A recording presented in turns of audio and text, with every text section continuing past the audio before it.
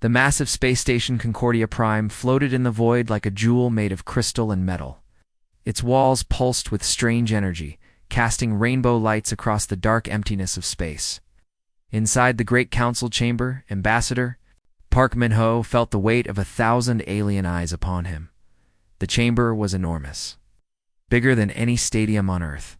Floating platforms held representatives from dozens of species, but 3 dominated the space.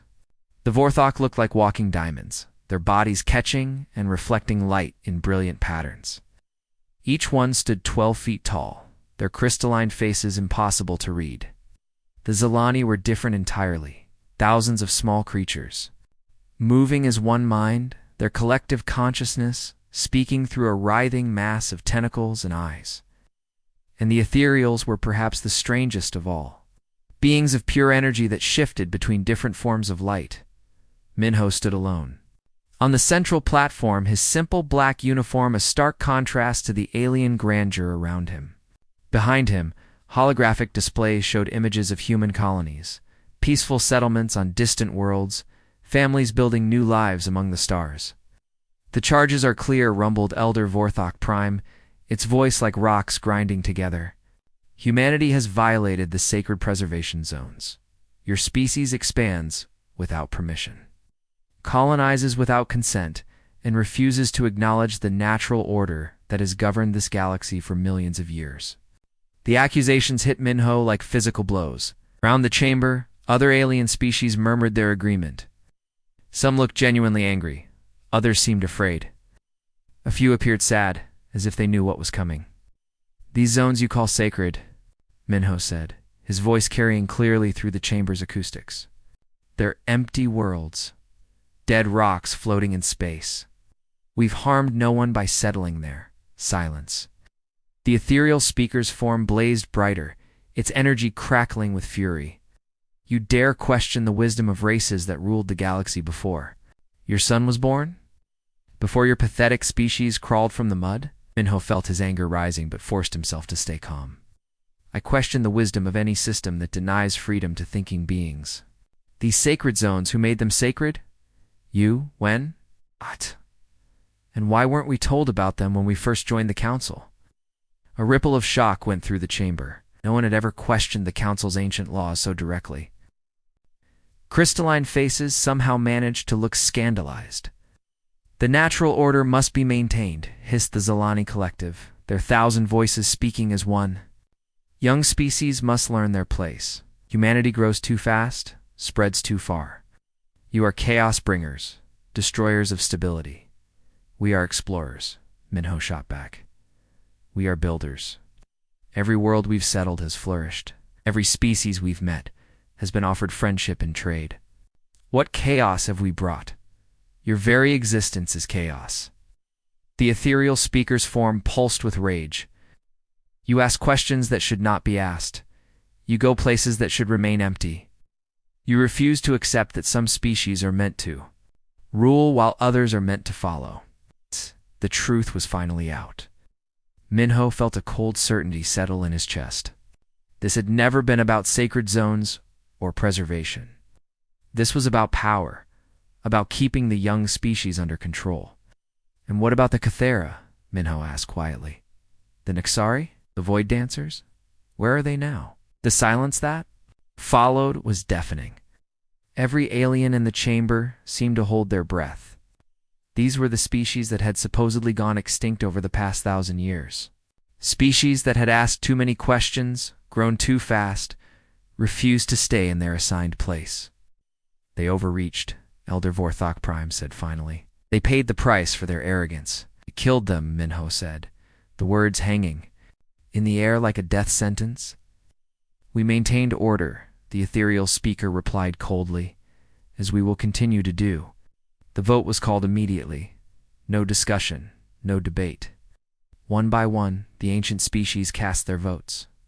Humanity was expelled from the Galactic Council, forbidden from expanding beyond their current 47 star systems. The energy barriers would be raised within the week. As the session ended, Min-ho found himself surrounded by council security, floating robots with weapons that could disintegrate matter itself. They escorted him to his ship, a small diplomatic, a vessel that looked pathetic next to the massive Council warships. But as his ship prepared to leave Concordia Prime, Minho activated the quantum communicator. His message would reach every human colony, every ship, every settlement in their corner of the galaxy. "This is Ambassador Park Minho," he said, his voice steady despite the fury burning in his chest. "The Council has shown its true face. We are alone now, cut off from the galaxy we helped to build. But we are not defeated. We are human. We have survived ice ages and world wars, plagues and disasters. We have crossed the void between stars and made homes in the darkness." He paused, watching the Council ships moving to escort him out of there. "Space. They think they can cage us. They think they can make us disappear like the others. But they don't understand what they're dealing with. We are not the Cathara or the Nexari. We are humanity, and humanity has never learned to quit." As his ship crossed the boundary of Council space, Minho transmitted one final message directly to Elder Vorthok Prime. "You have made a grave mistake. Humanity remembers its friends and its enemies." The Council chambers fell silent as the human ship disappeared into hyperspace. None of the ancient races realized they had just awakened something they could never control: the massive space station. Concordia Prime floated in the void like a jewel made of crystal and metal. Its walls pulsed with strange energy, casting rainbow lights across the dark emptiness of space. Inside the great Council chamber, Ambassador Park Minho felt the weight of 1,000 alien eyes upon him. The chamber was enormous, bigger than any stadium on Earth. Floating platforms held representatives from dozens of species, but 3 dominated the space. The Vorthok looked like walking diamonds, their bodies catching and reflecting light in brilliant patterns. Each one stood 12 feet tall, their crystalline faces impossible to read. The Zilani were different entirely, thousands of small creatures, moving as one mind, their collective consciousness speaking through a writhing mass of tentacles and eyes. And the ethereals were perhaps the strangest of all, beings of pure energy that shifted between different forms of light. Minho stood alone. On the central platform, his simple black uniform a stark contrast to the alien grandeur around him. Behind him, holographic displays showed images of human colonies, peaceful settlements on distant worlds, families building new lives among the stars. "The charges are clear," rumbled Elder Vorthok Prime, its voice like rocks grinding together. "Humanity has violated the sacred preservation zones. Your species expands without permission, colonizes without consent, and refuses to acknowledge the natural order that has governed this galaxy for millions of years." The accusations hit Minho like physical blows. Around the chamber, other alien species murmured their agreement. Some looked genuinely angry, others seemed afraid. A few appeared sad, as if they knew what was coming. "These zones you call sacred," Minho said, his voice carrying clearly through the chamber's acoustics. "They're empty worlds. Dead rocks floating in space. We've harmed no one by settling there." Silence. The ethereal speaker's form blazed brighter, its energy crackling with fury. "You dare question the wisdom of races that ruled the galaxy before your son was born? Before your pathetic species crawled from the mud?" Minho felt his anger rising but forced himself to stay calm. "I question the wisdom of any system that denies freedom to thinking beings. These sacred zones, who made them sacred? You? When? What? And why weren't we told about them when we first joined the Council?"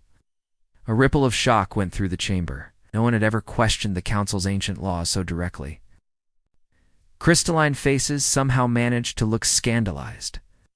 "The natural order must be maintained," hissed the Zilani collective, their 1,000 voices speaking as one. "Young species must learn their place. Humanity grows too fast, spreads too far. You are chaos bringers, destroyers of stability. We are explorers," Minho shot back. "We are builders. Every world we've settled has flourished. Every species we've met has been offered friendship and trade. What chaos have we brought? Your very existence is chaos." The ethereal speaker's form pulsed with rage. "You ask questions that should not be asked. You go places that should remain empty. You refuse to accept that some species are meant to rule while others are meant to follow. The truth was finally out. Minho felt a cold certainty settle in his chest. This had never been about sacred zones or preservation. This was about power, about keeping the young species under control. "What about the Cathara?" Minho asked quietly. "The Nexari? The Void Dancers? Where are they now?" The silence that followed was deafening. Every alien in the chamber seemed to hold their breath. These were the species that had supposedly gone extinct over the past 1,000 years. Species that had asked too many questions, grown too fast, refused to stay in their assigned place. They overreached, Elder Vorthok Prime said finally. "They paid the price for their arrogance. We killed them," Minho said, the words hanging in the air like a death sentence.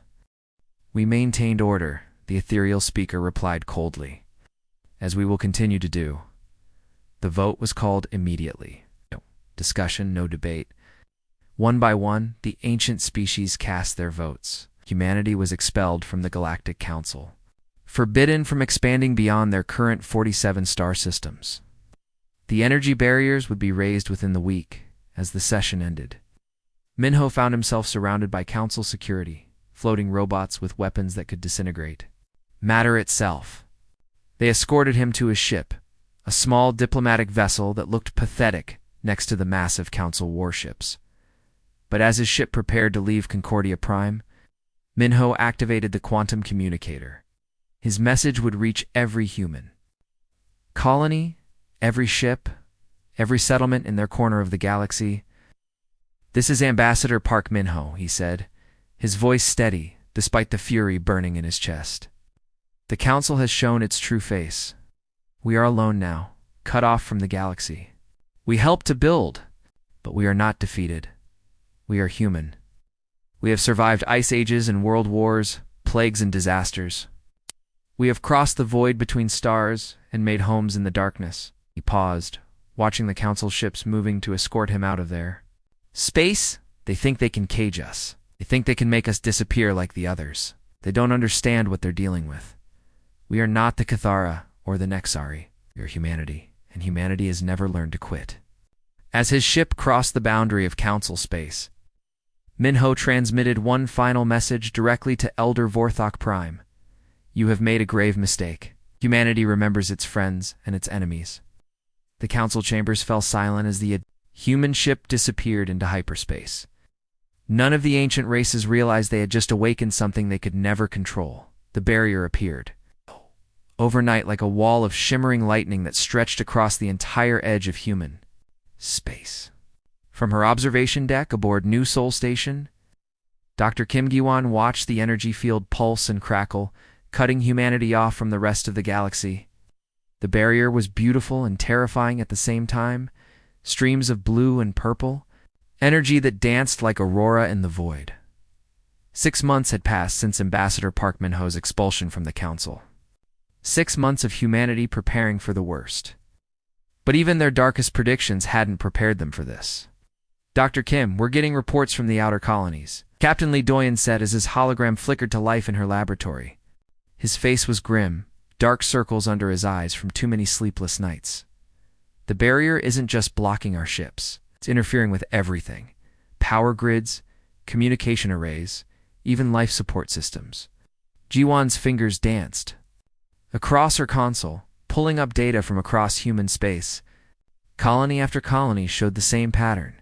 Systems failing, people getting sick, entire settlements going dark. "How bad is it?" "Kepler colony went silent yesterday," Doyen reported. "That's 3 colonies we've lost contact with completely.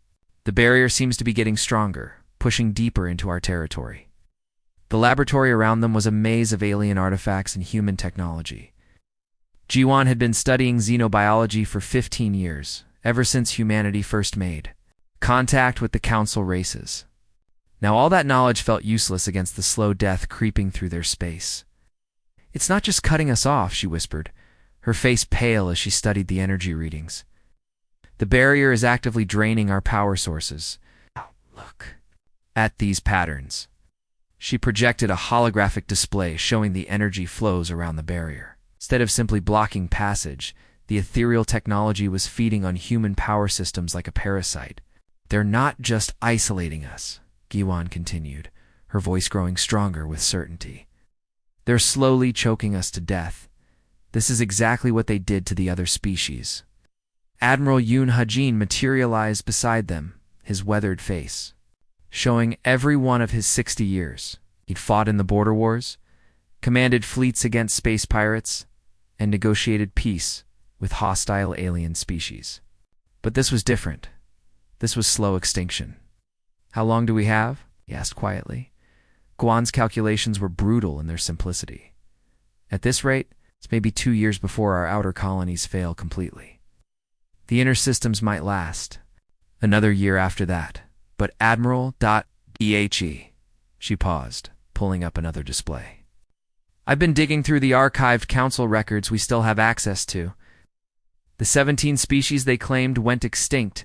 They didn't just disappear. The holographic display showed a timeline stretching back thousands of years. A species After species, all following the same pattern. First came the accusations of disrupting galactic harmony, then isolation, then silence. The Kithara were the first, Giwan explained, highlighting a section of the timeline. They were explorers like us, pushing into unexplored regions. The council said they vanished in a black hole. Look at this. She showed energy readings from Kithara space just before they went silent. The same type of barrier, the same slow drain of power, the same pattern of colonies going dark one by one. The Nexari were next. They were researchers, always asking questions about how the galaxy worked. The council claimed they destroyed themselves in a scientific accident.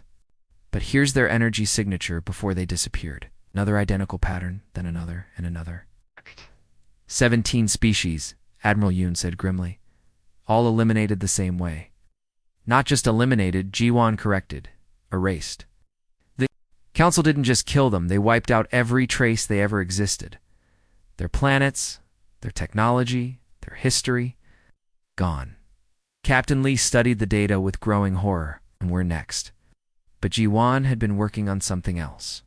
During those long months of isolation, deep in the archives, she'd found fragments of data that shouldn't exist. Technological signatures from the supposedly extinct species that appeared in places they should never be. Admiral, what if I told you the council isn't as powerful as they claim? She brought up a new display, showing quantum signatures she'd detected near the edge of human space. These readings, they're not from any known council technology. They're from Kithara quantum drives.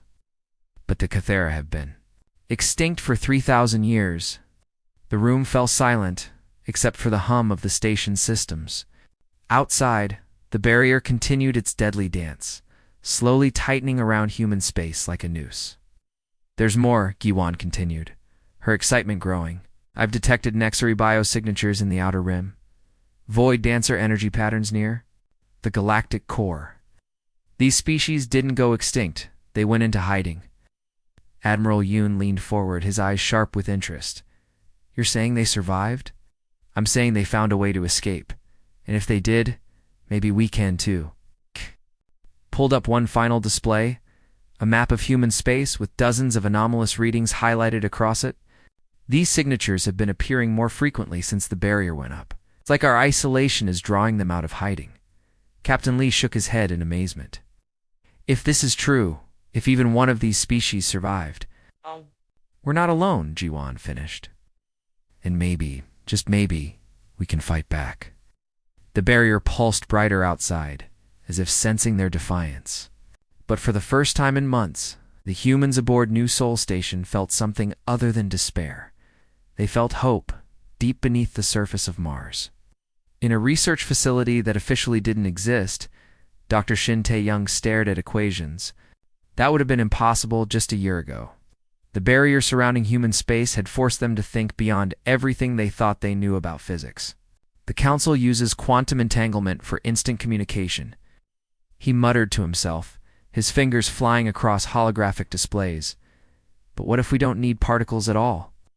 What if we use the fabric of space itself? Around him, the hidden laboratory buzzed with activity.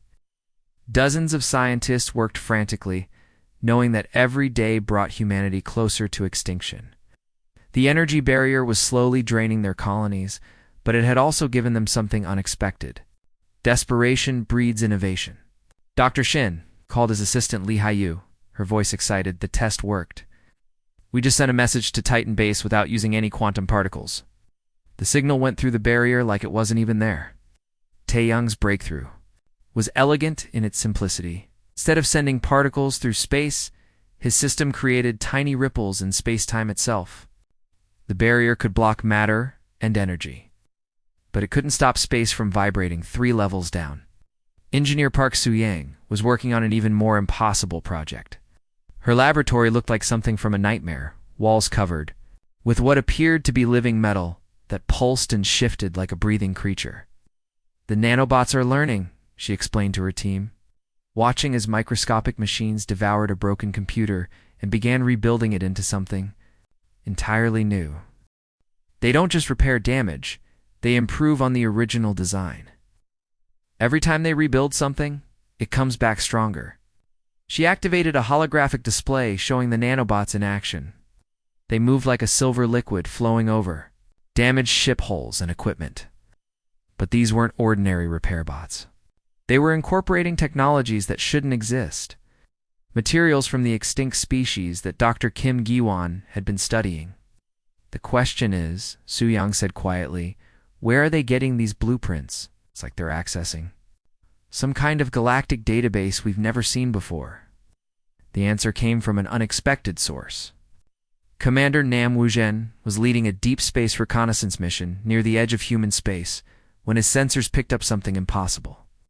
His ship, the Defiant Explorer, was equipped with the latest stealth technology, invisible to Council. Sensors.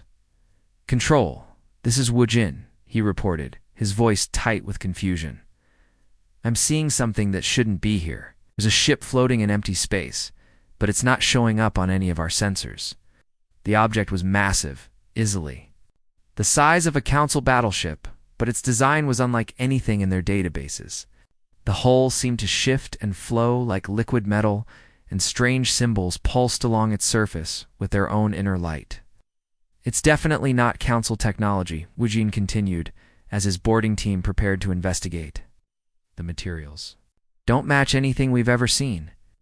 It's like it's made from crystallized space itself. The airlock opened with a sound like singing crystal. Inside, the ship was even stranger. Corridors that seemed to stretch forever. Walls that glowed with soft light and technology that looked grown rather than built. But most unsettling were the hibernation pods. Dozens of them, each containing a humanoid figure in deep sleep. They're not dead, reported Corporal Kim Sahi, the team's medic. Life signs are minimal, but they're definitely alive. At Commander, ... These aren't any species we've ever seen before. The beings in the pods were tall and elegant, their skin having a faint silver sheen. They wore clothes that seemed to be made from the same material as the ship itself. Fabric that shifted color and pattern like living light. But the real discovery was in the ship's central chamber. A massive crystalline structure rose from the floor, pulsing with the same light as the hull symbols. As Wuzhen approached, the crystal suddenly blazed with brilliance, and a voice filled his mind, not heard, but felt. Welcome, children of Earth. We have been waiting. The message that followed was burned directly into his consciousness. Coordinates to a hidden system, technical specifications for technologies beyond human understanding, and a single word that would change everything, architects. When Wuzhen returned to human space, he found Admiral Yoon waiting with barely contained excitement.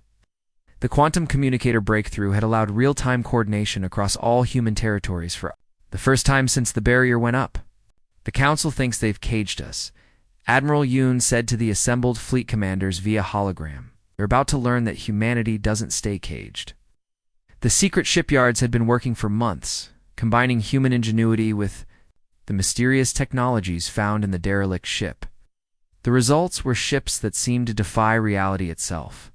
The first prototype, christened Ghostwalker, looked like a normal human vessel until it activated its new systems. The hull shimmered and became translucent, then completely invisible. But that was just the beginning. Phase drive online, reported the test pilot, Captain Jung Min-jae. Beginning matter displacement test. The ship approached a massive asteroid, its trajectory making collision inevitable. But instead of stopping or turning, the Ghostwalker simply passed through the rock as if it were made of air. Impossible, breathed one of the observing scientists. It's not just cloaked, it's existing in a different phase of reality. The power source was even more incredible. Ow. Deep in the ship's core, a micro-black hole the size of a marble spun in perfect containment, generating more energy than a small star. The technology had come from the architect's data, but humanity had made it their own. We're not just building ships, Admiral Yoon explained to the assembled commanders. We're building hope. These vessels can pass through the councils. Barrier like it doesn't exist. They can appear anywhere in the galaxy without warning. Most importantly, they can't be stopped by conventional weapons. The fleet that emerged from the hidden shipyards was unlike anything the galaxy had ever seen. Sleek vessels that could phase through matter, powered by controlled black holes and equipped with technology that bent the rules of physics. They were beautiful and terrifying. Hope and retribution made manifest.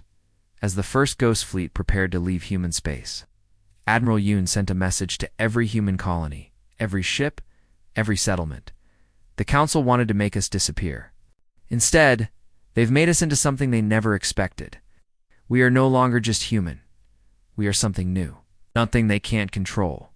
The barrier that had been their prison was about to become their secret weapon. The Vorthok Troll ship Crystal Spear was cruising through the nebular sector when impossible became reality. Commander Vextel was reviewing routine patrol reports.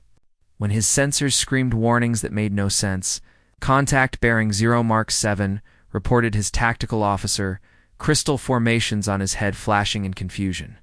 Wait, ... Contact is gone. No, it's back. Sir, it's inside our formation. On the view screen, a sleek human vessel materialized between the council ships like a ghost stepping out of a wall. The Ghostwalker moved with fluid grace, its hull shimmering. With otherworldly energy, all ships target the human vessel, Vextel commanded, his voice like grinding stone. Fire at will. Energy beams lanced out from 6 council ships, enough firepower to vaporize a moon. The human ship didn't dodge or raise shields, simply let the weapons pass through it like it was made of mist. Impossible, Vexel breathed, watching in horror as the human vessel phased directly through his flagship's hull. For a moment, his bridge was filled with the ghostly outline of enemy corridors and crew members. Then the ship was gone, vanishing into hyperspace. Similar reports flooded in from across council space. Human ships appearing inside starbases, materializing in the middle of fleet formations, then disappearing before anyone could react. The galaxy's most advanced military couldn't even touch them. In the great chamber of Concordia Prime, Zilani Collective Prime writhed in agitation. Thousands of small creatures that made up its collective consciousness moving in frantic patterns.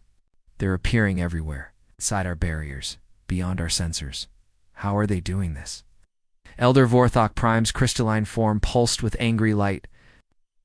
We must increase patrols, strengthen the barriers, deploy more ships. But the ethereal speaker's energy form flickered with something that might have been fear. What if we can't stop them? What if they've found technology beyond our understanding? The answer came sooner than expected. In the Altair system, Council forces were conducting a relocation of the Kythera, the insectoid species that had supposedly gone extinct 3,000 years ago. The truth was darker. They had been in hiding, and the Council had finally found them. Thousands of Kythera civilians huddled in detention ships, their forearms bound, their compound eyes reflecting terror. The Council had labeled them genetic anomalies that needed to be corrected, which everyone knew meant extermination. That's when Captain Kong Minji and her ship Spirit of Earth appeared like avenging angels. The human vessel materialized directly between the Council ships and the Cathara transports. Its hull was beautiful and terrifying, flowing lines that seemed to bend light itself, powered by energies that made space itself ripple. This is Captain Kang of the Terran Republic, her voice broadcast on all frequencies. We're here to offer sanctuary to any who wish it. The Council Commander, a Zilani Collective designated Hunter Prime, responded with typical arrogance.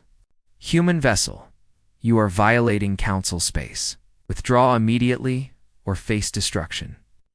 Kong's laugh was like music compared to the alien's harsh tones. You're welcome to try. Hunter Prime deployed his entire fleet, 30 ships armed with the most advanced weapons in the galaxy. They fired as one, creating a web of energy that should have destroyed anything in its path. The spirit of Earth didn't even slow down. It phased through the energy beams, through the Council ships themselves, and docked with the first Cathera transport. Within minutes, the insectoid refugees were being transferred to the human vessel's vast cargo bays. How? Hunter Prime demanded, his collective consciousness reeling. How are you doing this? We learn from the best teachers, Kong replied cryptically. The same ones who've been watching you commit genocide for millennia. Before the Council forces could react, more human ships appeared. The Freedom's Light, the Defiant Spirit, the Never Surrender, each one rescuing another transport full of Cathara civilians. But the Council's worst fears were realized when a familiar ship appeared directly inside Concordia Prime's supposedly impenetrable shields. The diplomatic immunity materialized in the station's central bay, its hull gleaming with new technologies that made the ancient races tremble. Ambassador Park Minho stepped out of his ship, but he wasn't alone. Beside him walked a figure that seemed to exist in multiple dimensions at once, tall and elegant, with skin that shifted between silver and starlight. I am Architect Prime, the being announced, its voice echoing through dimensions. We have watched your tyranny for millennia. No more. The Council chamber erupted in chaos. The architects were legends, myths, stories told to frighten young species. They were supposed to be gone, vanished into the cosmic darkness eons ago. Your extinct elder, Vorthok Prime stammered, his crystalline form flickering with terror. You died out before our civilization began. We chose to withdraw, Architect Prime replied, its form shifting like liquid light. We created the hyperspace network that connects this galaxy. We built the foundations of space travel itself, and we've been watching you destroy everything we worked to build. The truth hit the Council like a physical blow. The architects hadn't died. They'd been testing the galaxy's younger races, waiting to see who would prove worthy of their legacy. Humanity passed the test, Architect Prime continued. While you ruled through fear and genocide, they chose cooperation and growth. While you destroyed species for asking questions, they asked questions to build better answers. Around the galaxy, human ghost fleets were appearing everywhere. The liberation materialized in Nexori space, where the supposedly extinct research species had been hiding in underground cities. The Hope Rising appeared in the Outer Rim, rescuing void dancers from Council extermination camps. Each rescue was perfectly coordinated, each ship appearing exactly where it was needed. The Council's military couldn't keep up. How do you fight enemies that can appear anywhere and disappear before you can blink? The derelict ships you found, Architect Prime explained to Ambassador Park. We placed them where humanity would discover them. Your scientists' breakthroughs, your new technologies, we simply gave you the tools. You did the rest. The ethereal speaker's energy form blazed with desperate fury. You're destroying the natural order. The galaxy needs structure, hierarchy, control. The galaxy needs freedom, Park replied firmly. And if you won't give it freely, we'll take it. On the view screen, reports continued flooding in, human ships appearing at Council military bases, not to attack, but to broadcast messages of hope to oppressed species. Ghost fleets materializing at the edges of systems where extinct species had been hiding, offering them safe passage to free worlds. The Council's containment had become their doom. In trying to cage humanity, they had only taught them to become something beyond their nightmares. Liberators with the power to appear anywhere, anytime, and the will to use that power for justice. The age of the Council was ending. The age of freedom was about to begin. The space around Concordia Prime had never seen anything like it. Admiral Yoon Hajin led a fleet of ships that seemed to bend reality itself, vessels that flickered between dimensions, their hulls shimmering with impossible energies. The Indomitable, his flagship, was a masterpiece of human engineering and and architect technology. Its black hull, decorated with flowing lines of silver light. Facing them was the largest military force the galaxy had ever assembled. Thousands of council ships formed defensive formations, crystalline Vorthok dreadnoughts that sparkled like deadly jewels. Massive Zilani bioships that writhed with living metal and ethereal energy constructs that blazed like captured stars. Impressive, Admiral Yoon said calmly, studying the enemy fleet on his view screen. They brought everything they had. On the bridge of the Vorthok flagship Eternal Dominion, Elder Vorthok Prime's crystalline form pulsed with confident light. Human fleet, you are surrounded and outnumbered, 1,000 to 1. Surrender now, and we may show mercy. The response came not from Admiral Yoon, but from Ambassador Park Min-ho, now President of the Terran Republic. Throughout the Council fleet, his face calm but determined. "We're not here to conquer," he said simply. "We're here to offer freedom." Council commanders exchanged glances of confusion. Freedom? They had expected threats, demands for revenge, the typical behavior of upstart species. This was something entirely different. "You speak of freedom while you violate our space with your illegal vessels," hissed Zilani. "Collective Prime, its 1,000 voices speaking as one. You have no authority here." President Park's expression didn't change. "We have the authority that comes from truth. The authority that comes from justice. The authority that comes from the 17 species you murdered." The words hit the Council like a physical blow. Around the galaxy, on planets and space stations, on ships and colonies, the same message was being broadcast. Dr. Kim Ju-won had spent months compiling the evidence records, documents, testimonies from survivors who had been hiding for millennia. The Cathara President Park continued. As holographic displays showed the insectoid species thriving colonies before their supposed extinction, eliminated because they explored too far, asked too many questions. The Nexari, he went on, showing images of the research species' incredible scientific achievements. Destroyed because their technology advanced too quickly, threatened your monopoly on knowledge.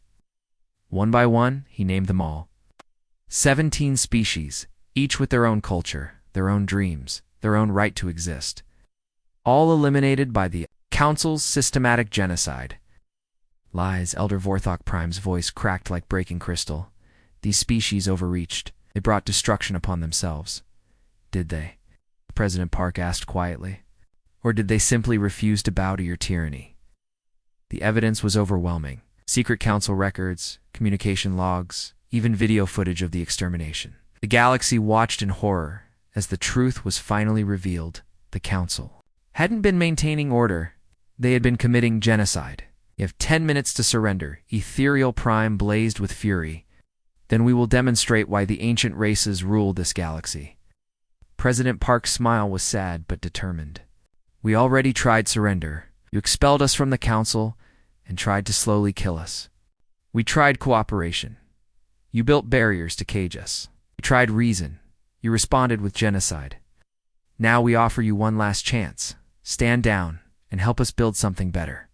The silence stretched for exactly 10 minutes. Then Elder Vorthok Prime's voice rang out across the fleet. All ships target the human vessels. Fire at will. The Council fleet opened fire with everything they had. Energy beams that could crack planets. Missiles that could destroy moons. Weapons that had conquered the galaxy for millions of years. The space around the human ships became a storm of death and destruction. But the human ships didn't dodge. They didn't raise shields. They simply let the weapons pass through them like they were made of light. Impossible, breathed Zilani, Collective Prime. They're phasing through our attacks. That's when humanity showed their true power. The human ships didn't return fire. Instead, they did something far more terrifying. They began to disappear. It's not destroyed, not retreating, but simply vanishing from existence. One by one, the Council. Ships found themselves alone in empty space. The Eternal Dominion was suddenly floating in a distant star system, light years from the battle. The Zilani bioships materialized in empty sectors of space, completely cut off from their fleet. Did you do? Elder Vorthok Prime demanded. His voice now filled with terror instead of arrogance. Admiral Yoon's calm voice responded from everywhere and nowhere. We relocated you. Every ship in your fleet is now in a different system, completely intact. Crews unharmed. You're not prisoners. You're simply elsewhere. The implications were staggering. Humanity hadn't just defeated the Council fleet. They had moved it across the galaxy like pieces on a chessboard. The technology required for such a feat was beyond anything the ancient races had imagined. You could have destroyed us, whispered. Ethereal Prime, its energy form flickering with fear and confusion. We could have, President Park replied, his image appearing on every council ship. But that's not who we are. We're not here to replace your tyranny with our own. Dr. Kim Ji-won stepped forward, holding a datapad that contained the future of the galaxy. Every species, regardless of age or power, gets an equal voice. Every world that wishes independence gets it. Every being that seeks freedom finds it. The document she held was revolutionary, a galactic charter based on equality instead of hierarchy, cooperation instead of domination. The Galactic Federation would replace the Council with representatives from every species, every world, every The colony that chose to join the transformation wasn't immediate. The former Council members struggled to accept their new reality, their ancient pride wounded by the revelation that they were no longer the galaxy's masters. But slowly, they began to understand. The younger races emerged from hiding, bringing, with them, technologies and perspectives that enriched everyone. The Kitharos exploration techniques opened new star systems for colonization. The Nexari's research methods led to medical breakthroughs that saved billions of lives. The Void Dancer's art and philosophy brought beauty to worlds that had known only sterile order. Years later, Captain Lee Doyon stood on the observation deck of New Geneva Station, watching something that would have been impossible under the old council. Children from dozens of species played together in the station's central park, human kids laughing with young Cathera, Nexari juveniles sharing games with Zalani younglings, even young Vorthok crystal forms learning to play instead of dominate. "Isn't it?" said a familiar voice. Dr. Kim Gi-won joined him at the viewport. Her hair now silver with age, but her eyes still bright with curiosity. "When we were kicked out of the council, I thought it was the end," Captain Lee admitted. "I never imagined it would be the beginning." "That's the thing about humanity," Ji-won replied with a smile.